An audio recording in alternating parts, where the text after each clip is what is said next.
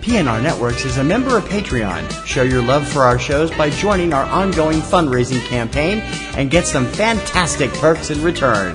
Check it out and become a Patreon sponsor. You can sign up at patreon.com, patreon.com/PNR Networks. And thanks for your support.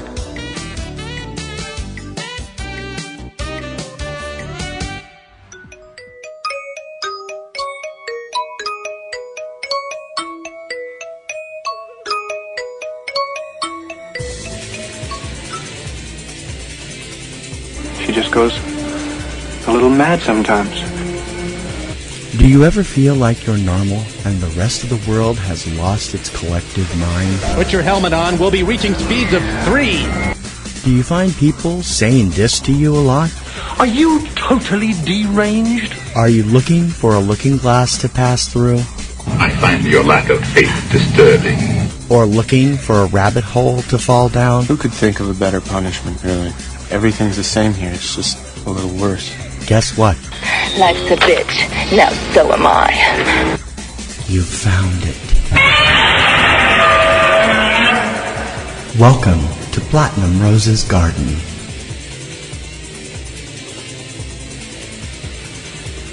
Well, hello, my darlings. This is Platinum Rose Lady welcoming you to Platinum Rose's Garden on Saturday, December 15th, 2018.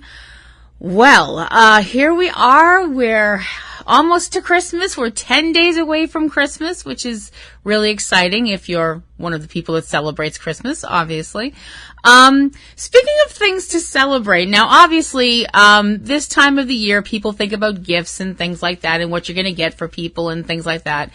And I don't know about you folks out there, but for me, I am a definite believer in what the old song says, that diamonds are a girl's best friend.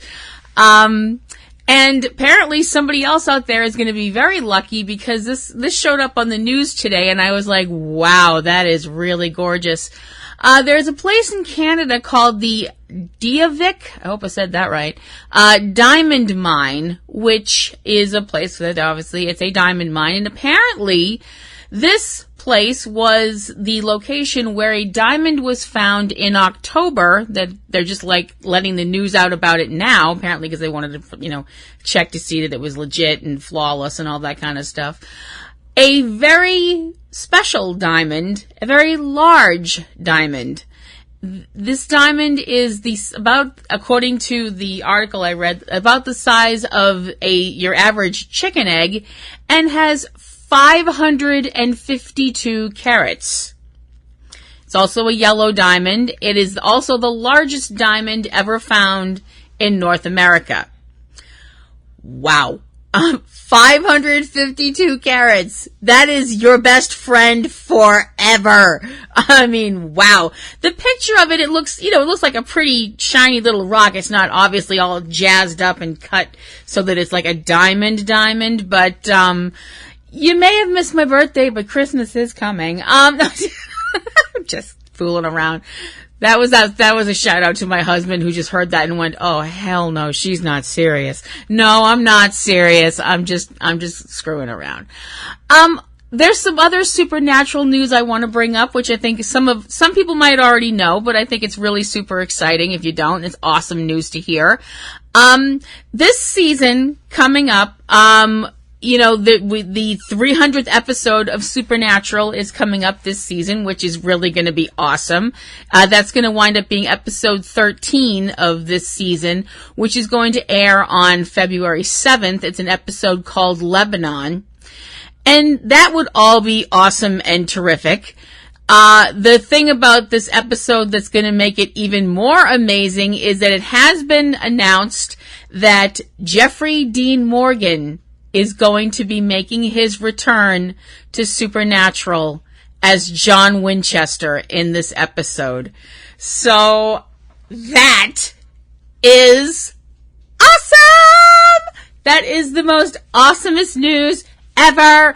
Well, actually, to me, the most awesomest news ever would be if, Mark Hamill was going to guest on Supernatural, because then I would just faint from happiness. But I am so excited that Jeffrey Dean's going to be coming back to Supernatural, coming back as John, because who out there, when they heard this news, is not screaming and yelling and begging for a John and Mary reunion? And now there's alternate universe Bobby to consider. Oh shit, that could get awkward. I just thought of that just now. Oh my gosh. But I'm so excited. I can't wait to see Jeffrey Dean back. I can't wait to see him back as John. Although I have this really odd feeling Mary's gonna haul off and punch him in the face for dragging Sam and Dean into the life.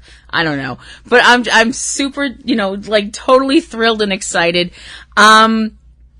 Some other news that I think is really awesome. Getting back to some news from last month, where everybody saw that Jared and Jensen, Misha, Genevieve, Rachel Miner, Rob Benedict, and Jason Manns all ran in the Seattle Marathon as they were part of the Bad Idea Tour to raise money for Random Acts to help in assisting, with the problem of childhood hunger. It has been, there's been an announcement made that Jared and his lovely wife Genevieve will be running in the Boston Marathon, which is in April, as part of what is called Team Dream Big. Dream Big is a group that tries to help girls from low income families to be involved with physical activities and sports and things like that, so they can have a good, self-body image and be healthy and things like that, and that's fantastic. I'm so excited that Jared and his lovely wife will be visiting my city. I'm thrilled beyond belief. Because I remember the last time Jared was here and a certain somebody asked him a certain question at a certain con, and things got a little bit out of hand. Well, not out of hand. It wasn't my fault. I am not taking the blame for this. When Jared opened the door, I just sashayed on through it. It's not my fault.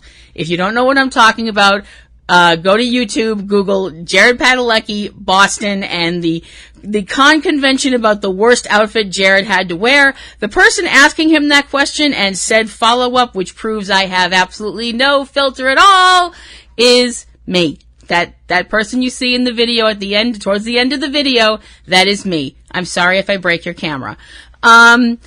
Okay, now that's enough for the fun, silly stuff for this section. There will be more fun and silliness a little later on.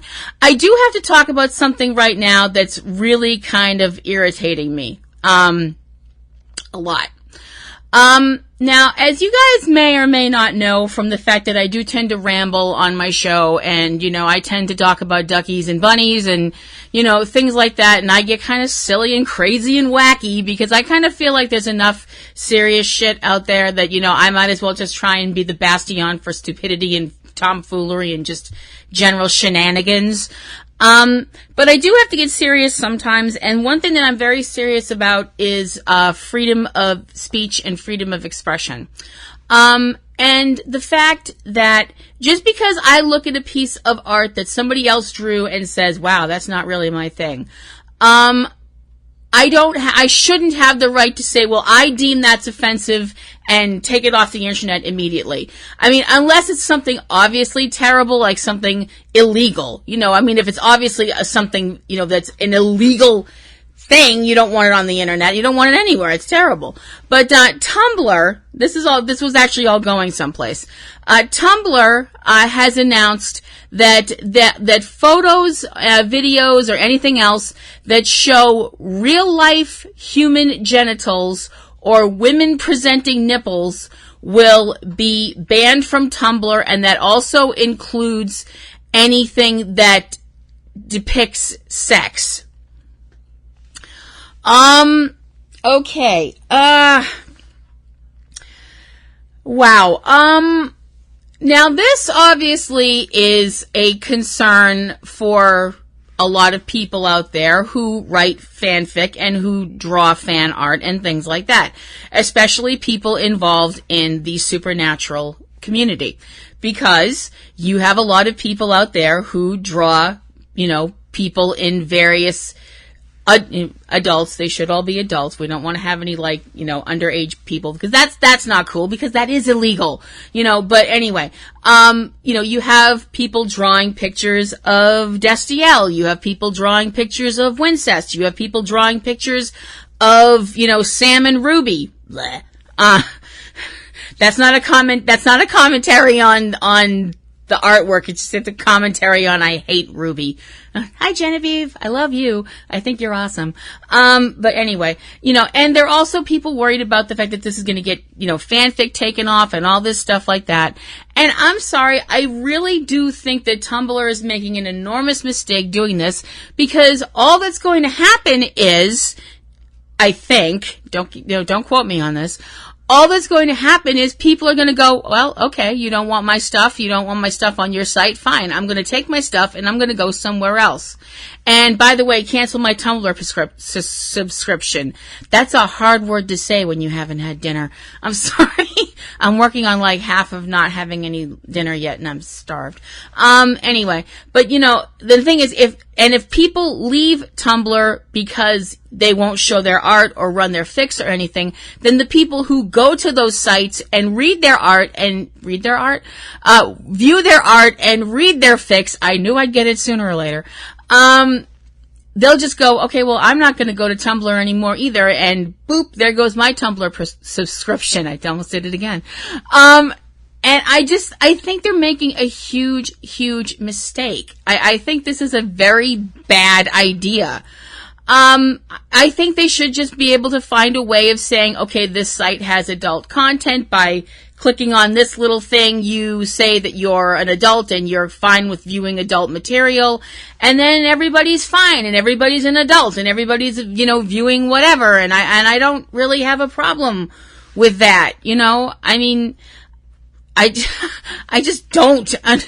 I'm sorry, and I really, I just don't understand why people have this hang up about nudity. If everybody's an adult in the picture, and everybody's, nobody's doing anything illegal, nobody's doing anything untoward or nasty or anything with, children or livestock or whatever, as long as everybody's a consenting adult, then go for it, go nuts. But, I think Tumblr really is doing something that's going to bite them on the butt. I really, really do. Okay, so we're going on now to the next section of the show, where I'm doing something a little different again. I hope you guys like what's coming up next.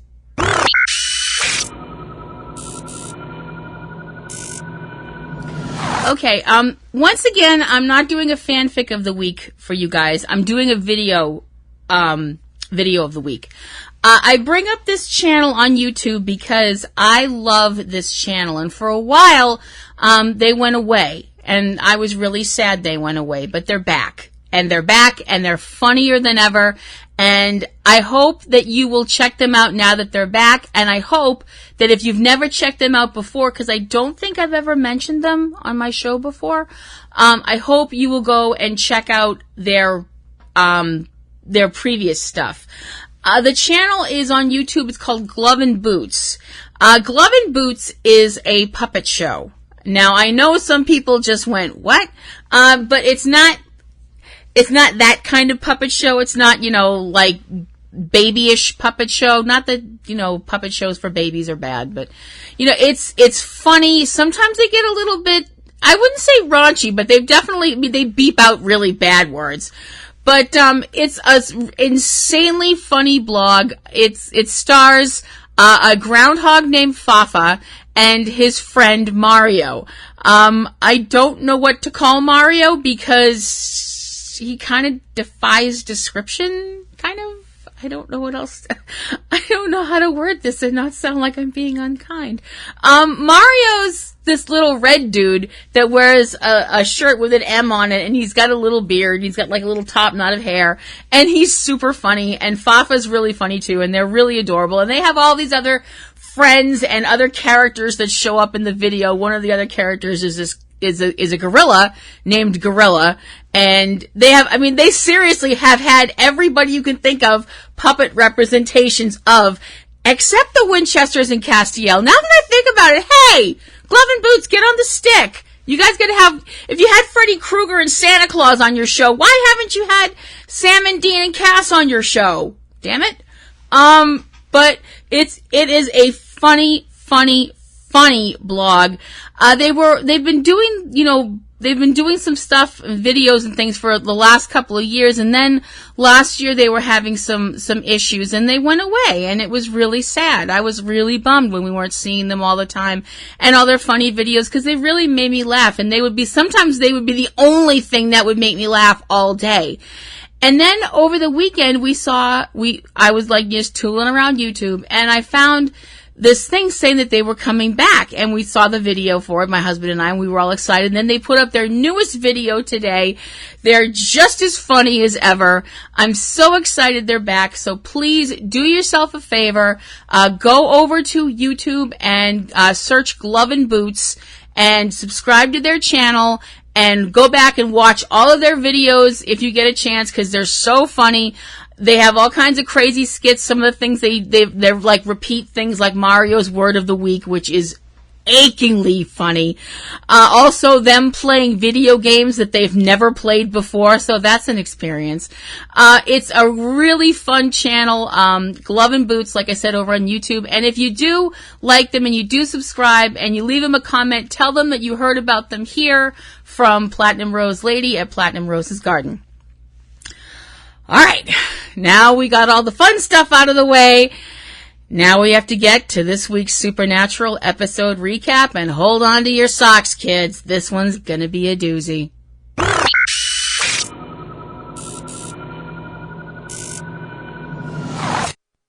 Carry on my wayward son.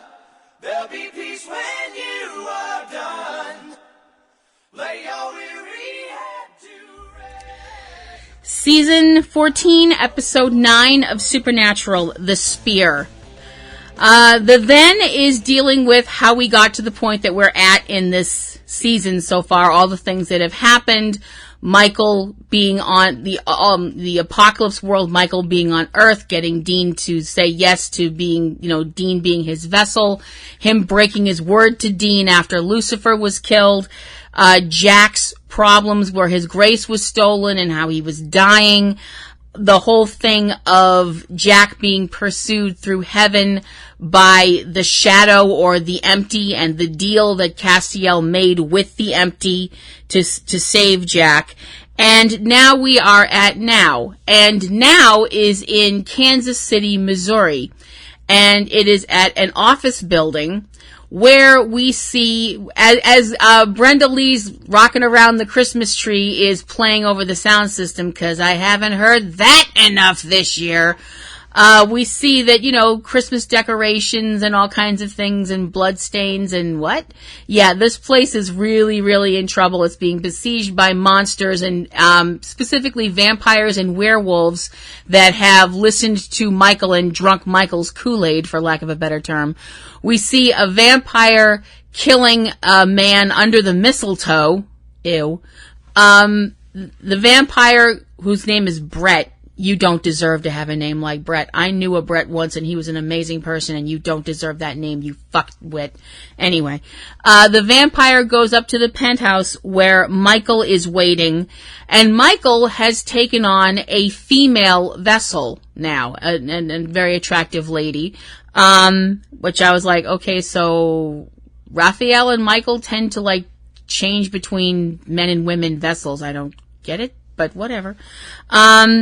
And another monster comes in. It's the werewolf that we saw back in the episode Gods and Monsters, the werewolf Melanie, who has wound up becoming one of Michael's enhanced monsters, because that's been Michael's plan, is the idea of convincing monsters to wage war on humanity, monsters that he gives an upgrade to by having them drink a mixture of his grace and blood.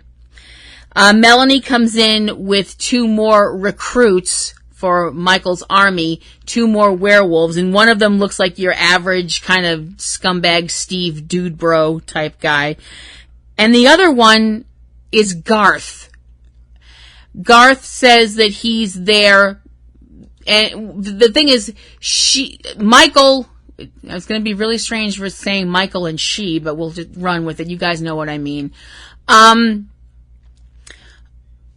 Michael says that, she knows that Garth knows the Winchesters, that he's friends with the Winchesters, because Michael was riding around in Dean's body for a while, you son of a bitch.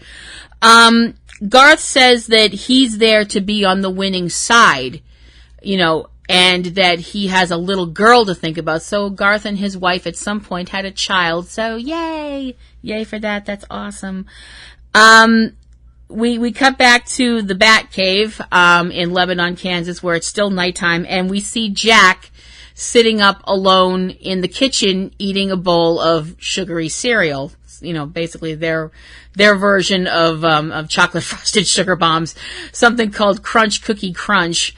Castiel finds him sitting there eating, and I love Jack's reaction, which is basically, don't tell Sam that he's eating like this, sugary cereal. Can't you totally see Sam being like, no, you can't have this stuff. You have to have like healthy stuff. That's so Sam. And Castiel sits down and he and Jack start talking, and they're talking about, Jack's worried about his mother in heaven. Is she going to be safe? It's very weird to hear Castiel actually stick up for Naomi. He was basically saying that Naomi is good at her job and she's very protective of the souls in heaven. She'll keep Kelly safe, so on and so forth. I was like, okay, all right. They also talk a little bit about the deal that, Castiel wind up making with the empty or the shadow or however you want to word it. And Jack doesn't feel right that Sam and Dean don't know and that Castiel doesn't want them to know. Castiel tells Jack, he's like, he doesn't want them to know because he doesn't feel like they need to be burdened like that. And Jack doesn't really like it, but when Castiel explains a little further how the empty had said it wouldn't come for him until Castiel gives himself permission to be happy. Castiel's rationale about that is that that's not going to be happening anytime soon with Michael still out there. They know where Michael is now, thanks to Naomi, but Castiel doesn't see himself being happy anytime soon. It's kind of like, to draw a comparison, it's kind of like the whole thing with Angel in the Buffyverse, the whole thing where if he let himself truly be happy, then he would become Angelus and shit would just go south very quickly. I did think it was very sweet that Jack asks Castiel if he took out the decoder ring in the box, and Castiel kind of is like, maybe, and it ends up telling Jack that the secret password for the decoder ring is Cookie-tacular, and then does the whole shh thing. I'm sorry, that was so cute. I'm like, okay, we're like not even 15 minutes into this episode and I'm already almost crying. This is not going to, I am going to be such a fucking mess by the time this is over. And I know I am. And guess what? I hate when I'm right. We see a little later on, we see Garth calling Sam about the monster upgrade, telling Sam about what's going to be happening, which we as the viewers and all that already know. He winds having to hang up quick because they're looking for him. Dean's whole attitude, now Dean, Sam, and Cass and Jack are in the war room, and Dean thinks that they're a step ahead of Michael, which I'm not entirely sure about. They come into the room. I'm sorry, Jack's not in the room. He's live streaming with Ketch. Ketch was in Europe trying to get his hands on the hyperbolic pulse generator, the thing it can separate demons and apparently also archangels, because it worked on Lucifer, from their vessels without killing the vessel. They usually refer to it as the egg. And apparently at one point the egg was in the hands of somebody who really wanted to keep it very, very badly. Because Ketch got the egg away from the person, but he wound up being attacked by people that worked for a Mr. Arpad Valko, and if that doesn't sound like a Marvel movie villain, I don't know what does. On his way to getting out of wherever he was at, he had to drop the egg, and at first I think everybody's just kind of like dropped the egg. I think the Winchesters and Cass had this look on all their faces like, does he mean dropped it on the floor? No, it turns out what he meant was he put it in the mail. And because it's around holiday time when the episode is occurring, the package has only made it as far as Joplin, Missouri. So at least they know where it is. It's at a facility in Joplin, Missouri. So, they're going to have to find a way to get it. We see Garth sitting with the dude bro werewolf that he was sitting with earlier.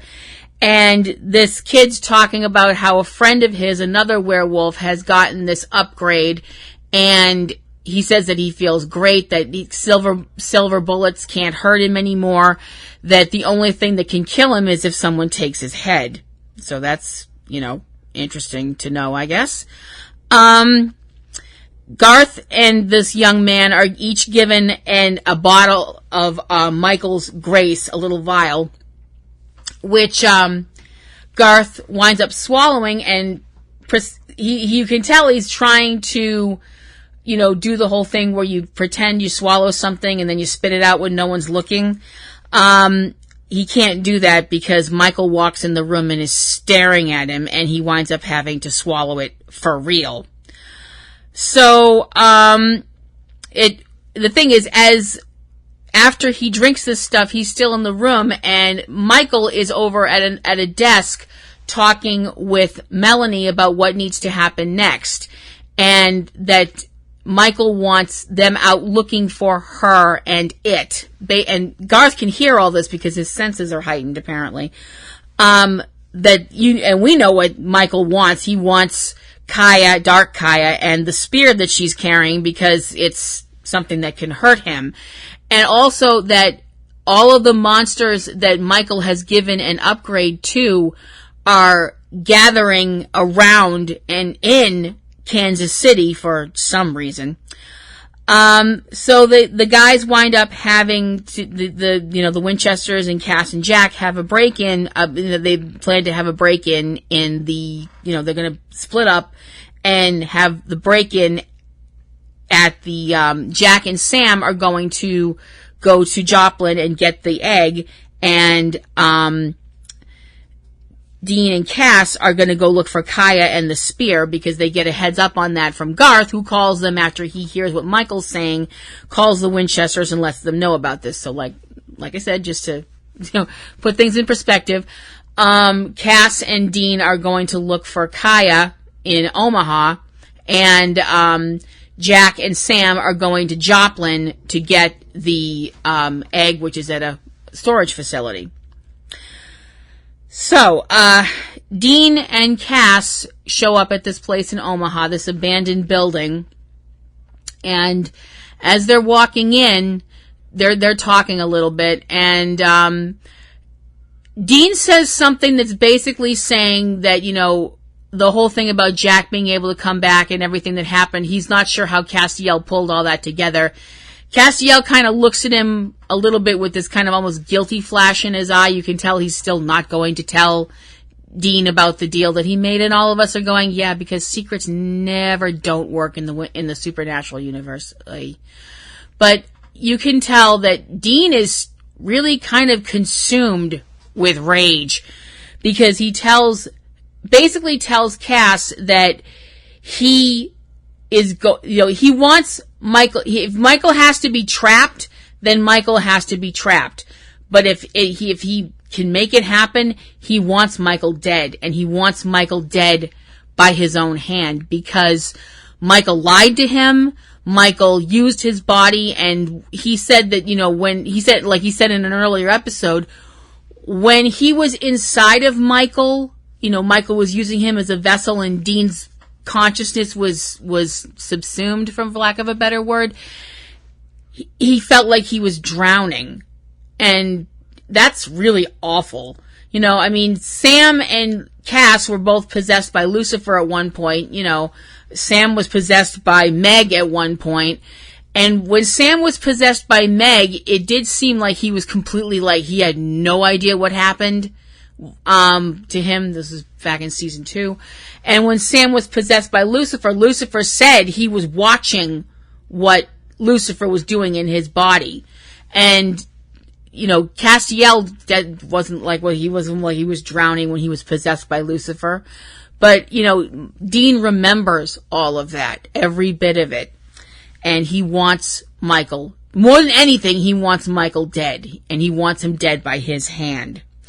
So they wind up going into this place, this kind of dark and deserted looking building, which is very much free of any of Michael's monsters, which I was like, that's interesting. And it's also very telling that when they go in, Castiel leaves the door open just a little tiny bit. Hold on to that. It's important. We see Sam and Jack show up at this storage place in Joplin, and Sam kills the security, the electronic stuff so that alarms won't go off and shit. And so Jack says he wants to pick the lock, and he winds up picking the lock. Instead of using his powers, he picks the lock by hand. I'm not sure his powers are up to snuff yet anyway. They might still be pretty weak.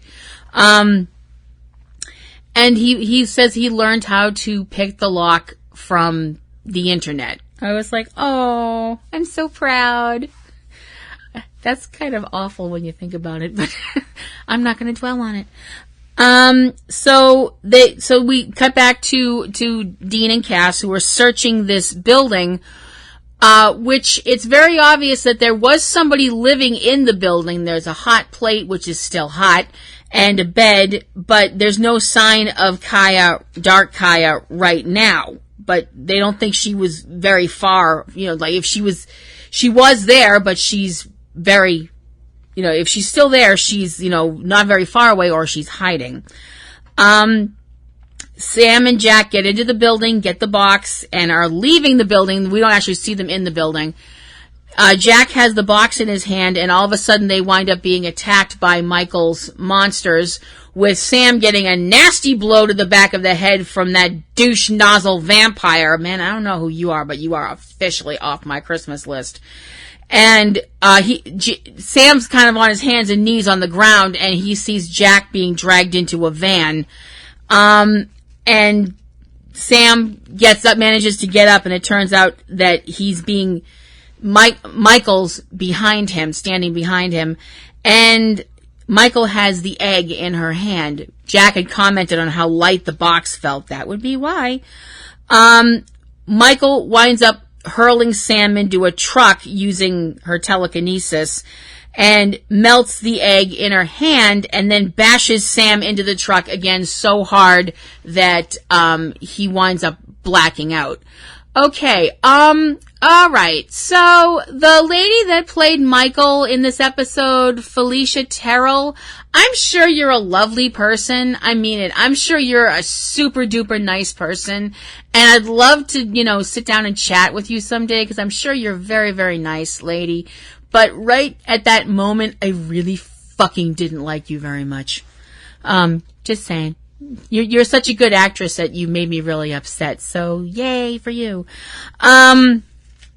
Supernatural's going to be one of the only places where people can, say to the actors and stuff, wow, I really fucking hated you, which means you really did your job well. So, well done.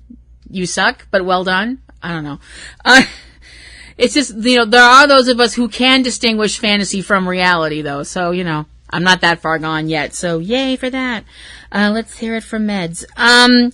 Anyway, so back in the building, Garth winds up calling Dean and trying to get a hold of Dean, telling him, he can't get a hold of Michael, and he winds up being confronted by Michael. Dean and Cass wind up finding Dark Kaya. It's not exactly how they wanted to find her, by walking up face to face. They find her because she puts her spear in Dean's back, actually the back of the neck. I mean, she could have just shoved it right through his head. It's very tense, and Dean, from talking to Kaya and basically saying, if you don't give me that spear, you may as well just kill me, because we need it to stop Michael, and that's why we need it, and it's the only reason we need it. It turns out that Dark Kaya is willing to give them the spear if they do something for her. And that something was something that I was like, I'm sorry, what did you just say? I know I'm getting old, but I don't think my hearing's gone that badly. She says that she wants to go back. She wants to go back to the bad place. And it's, to which, both both Dean and Cass are kind of like, why? And, she tells them that she's, she came here to stop running from monsters, but on this side of the dimensional rift, it's not different. She's still being hunted by horrible creatures. At least when her attitude is, when she was over there, those were monsters she could understand. And also that she needs the magic that she used in her world to get to this world, to the Winchester's world.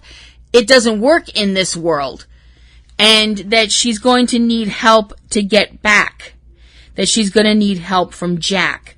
Which Dean says, yes, Jack will help her. I do think Cass was kind of looking at him like, we're not sure he's going to be able to do that, but whatever.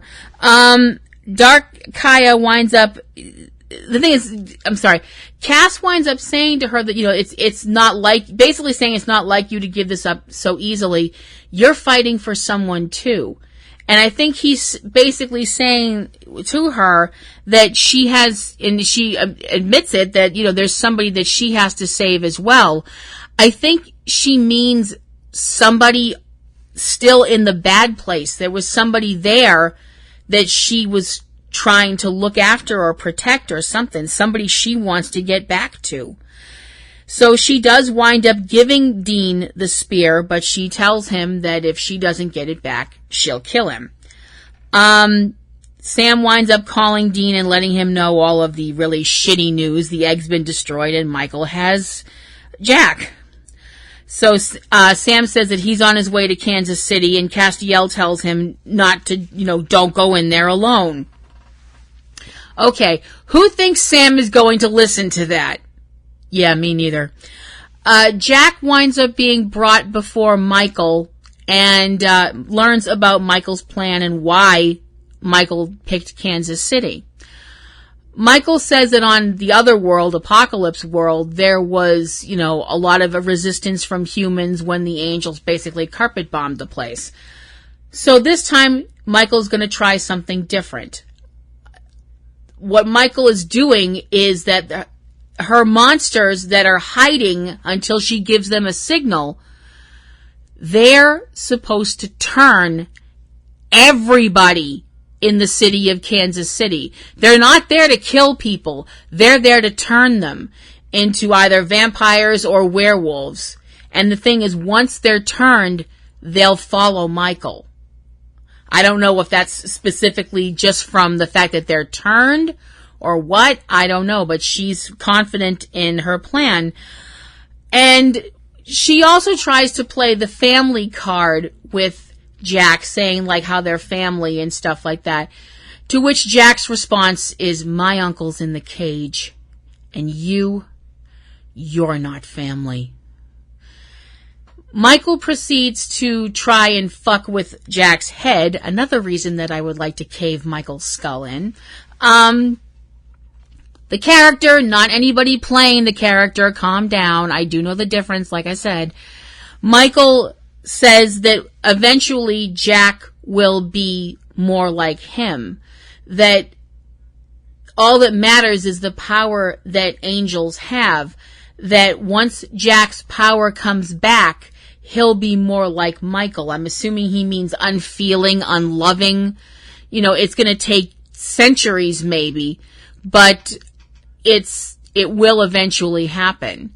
And you can tell that Michael honestly doesn't care about the monsters that he turns.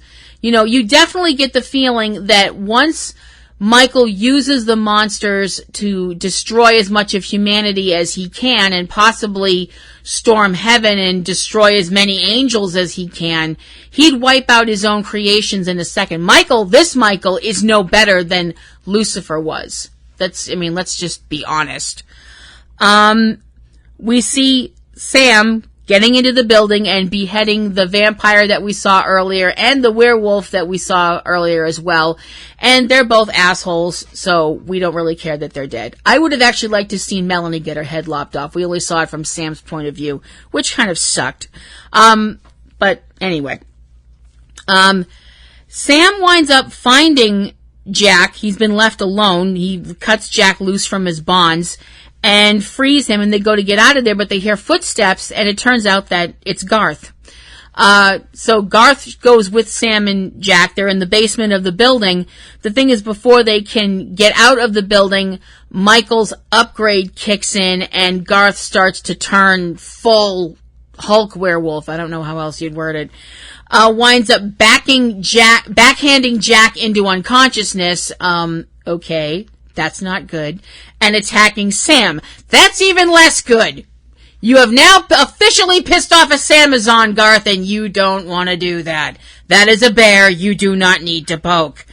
Sam winds up fighting with Garth, which he really doesn't want to do. And he obviously doesn't want to kill Garth because it's Garth. It's still Garth. It's still our huggable, lovable Garth under there. And Sam's really trying to reach him.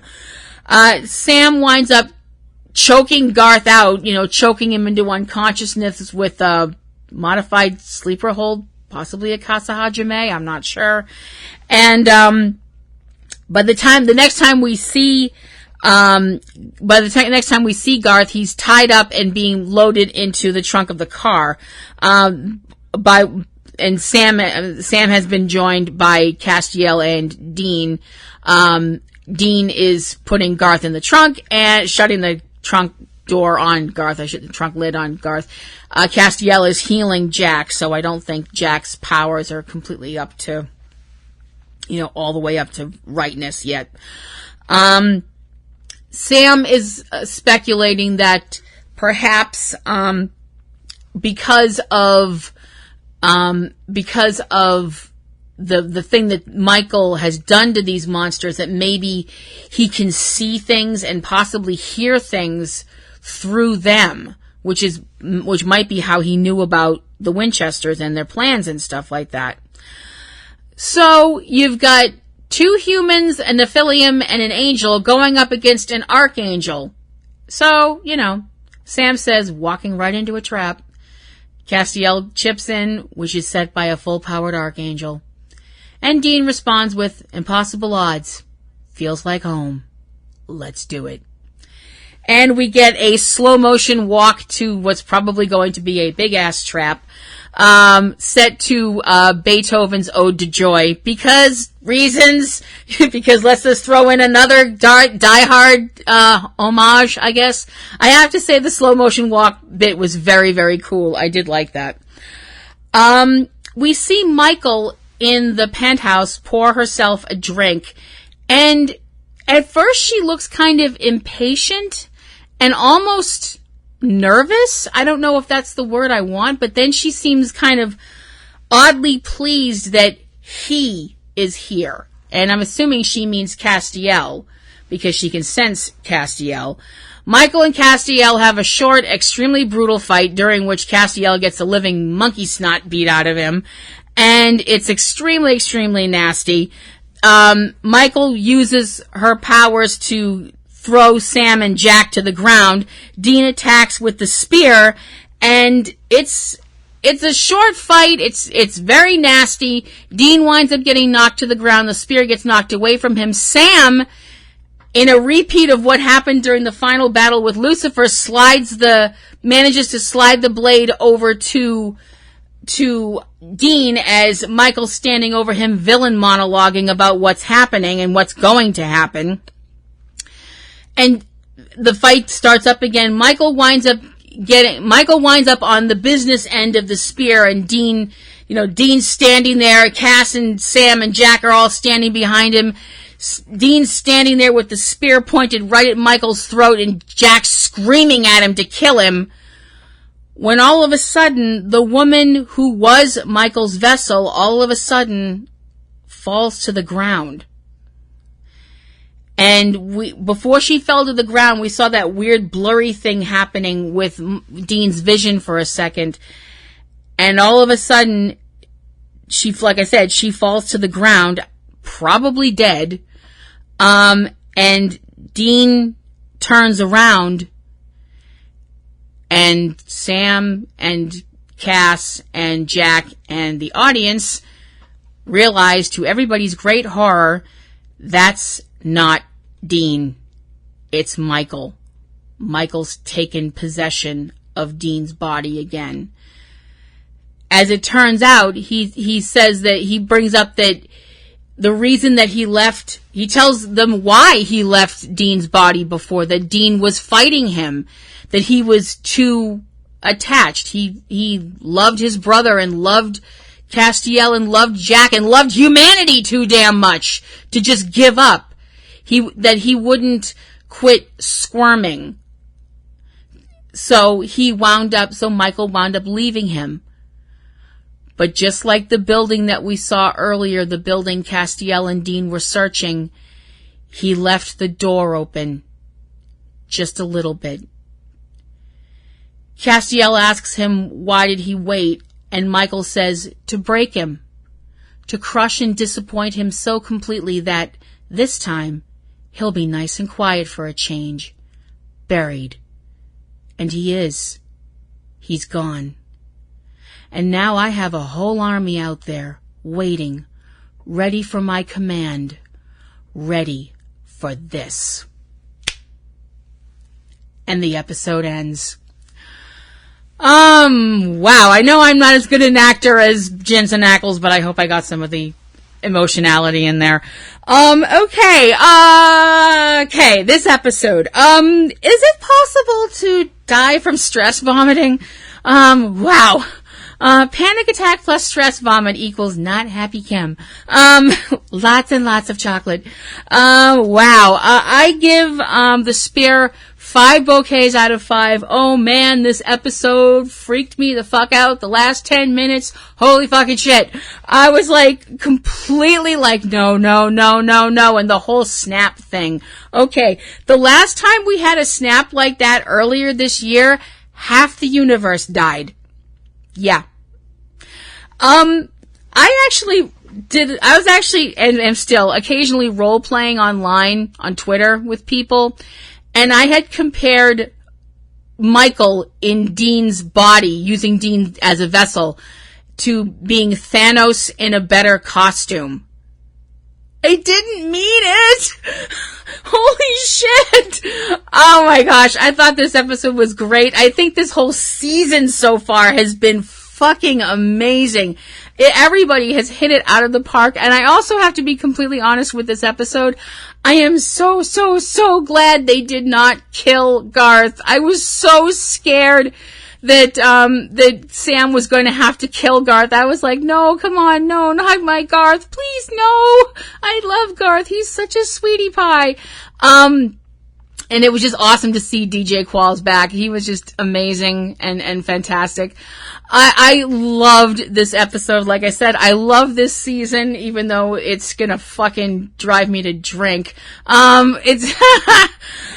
Okay, so, Supernatural has reached its mid-season finale. It will be back. Supernatural will return, and hopefully by then I will have stopped shaking. It will be back on Thursday, January 17th, with episode 10 of this season, the episode called Nihilism. Yeah, because that's not disconcerting or anything.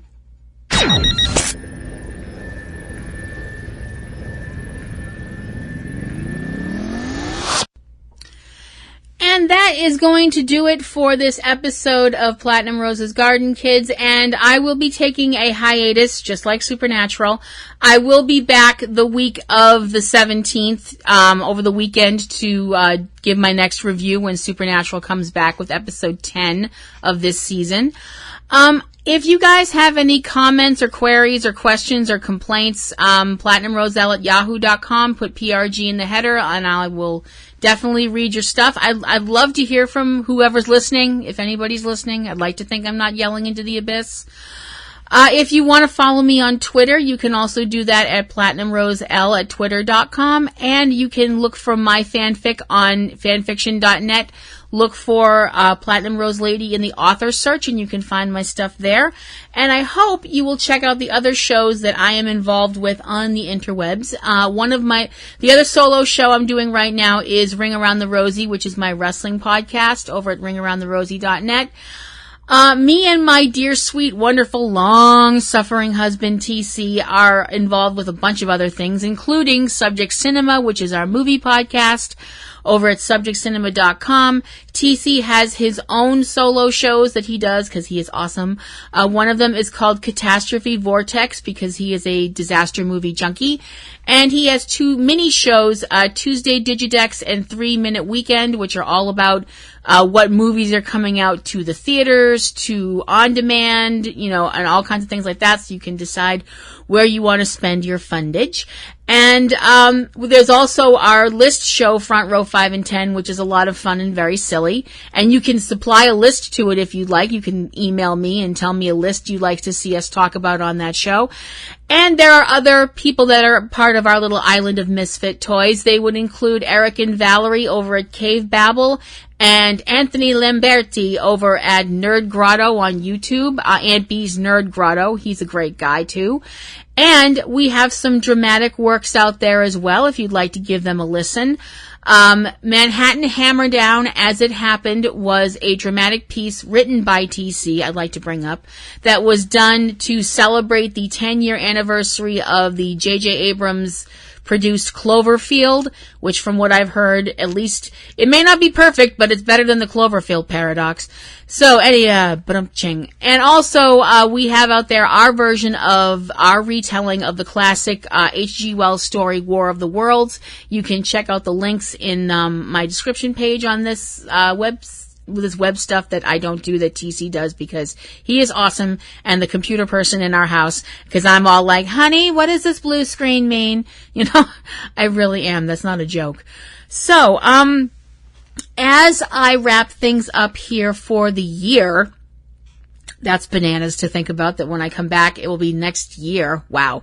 I would like to say to everybody who celebrates, I hope you have a very merry and blessed and happy Christmas.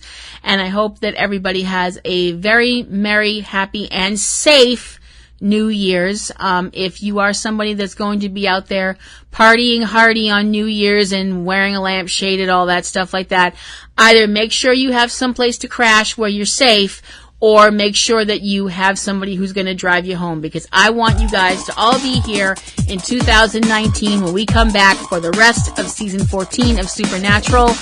So, this is Platinum Rose Lady signing off and reminding you to love the ones you hug the ones you love, take some time to stop and smell the roses. Merry Christmas, Happy New Year, and Supernatural can't come back fast enough! Bye!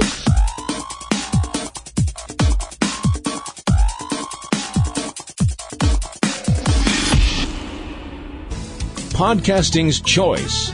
From coast to coast, continent to continent, right here 24/7.